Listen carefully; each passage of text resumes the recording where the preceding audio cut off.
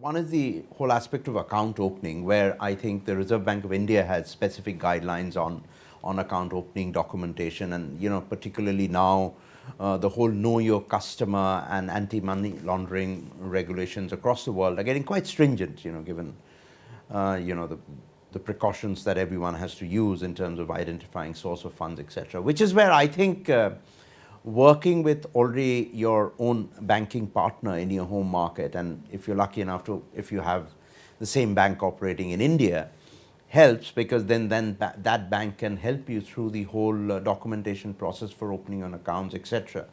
PAN card requirements will vary. Again, as I said, this will depend on whether you're setting up a wholly owned subsidiary in India, in which case it has to be a registered company in India. There's a registration process with the Register of Companies. You have to decide whether it's going to be a privately held or a listed entity. I'm presuming that most companies who set up their initial wholly owned subsidiary will be a privately held company.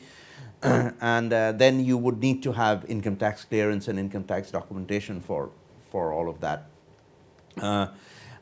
Also, as I said, the bit around sectors is very important. For instance, insurance is a regulated sector in India.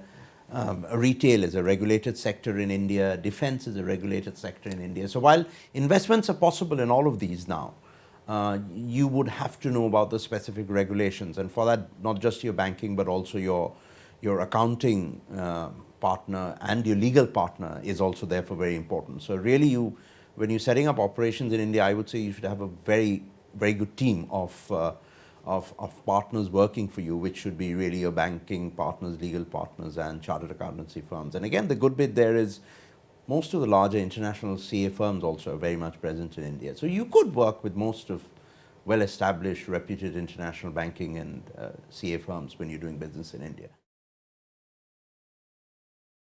Yeah, I think a small company looking to export is different from a large company looking to set up business in India.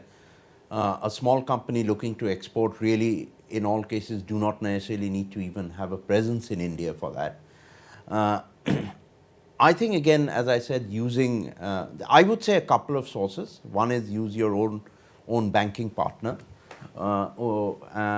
Banks have a large database of clients, so for someone like Barclays who's operating in India, we have a large database of clients in various sectors who are looking to import. So I think one way to go is to approach your banker to give you some connections and contacts. That is definitely possible.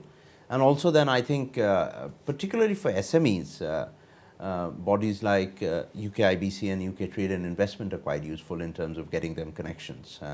And working also through organizations like CII who are present here. I think that would be the best way to go about it.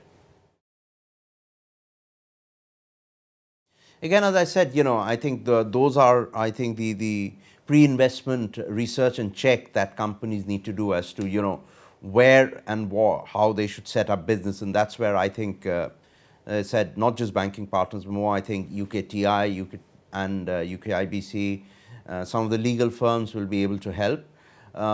State laws don't tend to, dramatically vary. I think what varies is attitude and welcoming, aspects to business. And clearly there are some states who are seen as better than others. But it also depends on what type of industry you're setting up in. For instance, there are some industry clusters. For instance, clearly, everyone knows on the IT and tech side, Bangalore and Hyderabad are seen as, the kind of place where there's large Indian IT BPO companies. A lot of them are set up there. Again, for automobile ancillaries, for instance, there's a place called Pune, which is just outside Bombay, which is seen as a big cluster.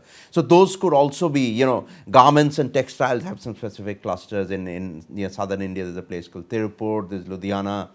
So, and the places in Gujarat which are very good with chemicals. So those aspects would also be quite important, and that's where getting some decent advice is, I think, quite critical. So it's not just the regulations, the state regulations, etc., but also some states, as I said, are geared better for business, and also there are already well-established infrastructure for some sectors in some states already.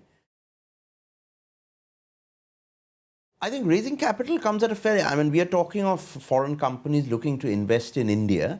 India again has a very well-developed capital market. The Bombay Stock Exchanges everyone's well aware of that. There's enough Indian companies which list in that, and foreign companies, subsidiaries have also listed there. I mean, you can name significant number of companies, names like Unilever, for instance, their subsidiary, Hindustan Lever, Novartis, they're all, GlaxoSmithKline, they're all listed companies in India, foreign companies. But I would presume that companies that are looking to do business in India initially, I think they're a bit away from listing and raising capital. I think that would come at a fairly established stage. But as and when that happens, as I said, someone like Barclays, for instance, with his investment bank there, can offer all advice in terms of the IPO routing, or how you're going to raise capital, and well-established capital market in India. But I would say that would be a bit later. I think that is more relevant for companies which have a reasonable presence in India already. Well, I think some of the positives of India, which I think sometimes you miss out on, but you realize it when you enter the country, particularly for British businesses. Pretty much English is the language of business communication in India, so that there is a huge sense of familiarity. Most Indian businessmen, and because of the shared history and the colonial past, are familiar with UK. The Indian legal system is pretty much based on British law. A parliamentary democracy modeled on the British system. So in many ways, from a business aspect, there should be comfort and familiarity in the major cities where you would expect a new business to initially land. Mumbai, Delhi, Bangalore, Hyderabad, Chennai, fluency of English is pretty much given. I mean, everyone in India within the offices would be speaking in English to each other. So language, communication, and of course access to a fairly talented workforce. Quality of management education, engineering education in India is very high class, and there's an aspiration in these institutions for students studying there to work for global organizations. So if you see every year the recruitment in most of the IIMs in India, you will see the who's who of the world's consulting and investment banking and FMCG firms and engineering firms all there on campus recruiting. So that's another very positive aspect. So the challenges, I think, are obvious. Infrastructure in India is still a huge problem everywhere. And coming from Britain, that can be a bit of a shock. It takes time, red tape, government bureaucracy, which is where I think, as I said, having partners who can work through that process, we all know the issues around corruption that comes through, certainly in the political space, and you need to be very aware of that, and how to manage that aspect as well. I mean, those are the challenges, but they're not insurmountable challenges. I hear a lot of those challenges here, but then I have to remind them that see the number of overseas companies in India and the number of years that you worked. You can just pick marquee names of large German, American, British multinational companies, and also large growing Indian multinational companies who have large presence there.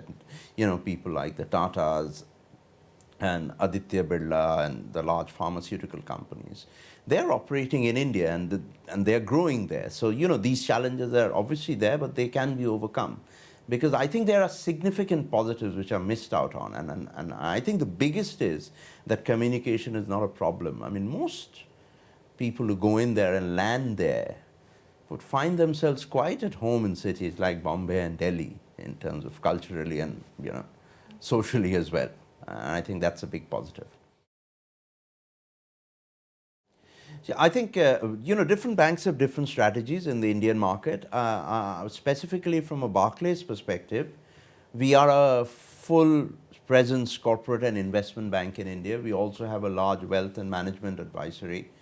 Our corporate and investment bank business services really the largest end of the market in India, which is, given the size of that market, it's still very large, but we are fairly niche to that extent. And even for British companies going into India, our focus is on the larger PLC companies rather than the SME space, because our bandwidth in India is limited. We have a reasonable presence across the major cities.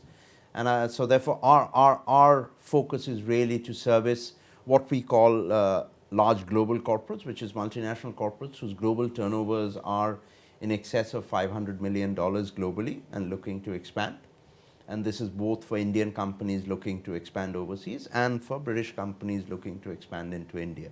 So that is the segment that we are targeting, and for that segment we are pretty much able to offer everything that's required from a corporate and investment banking perspective.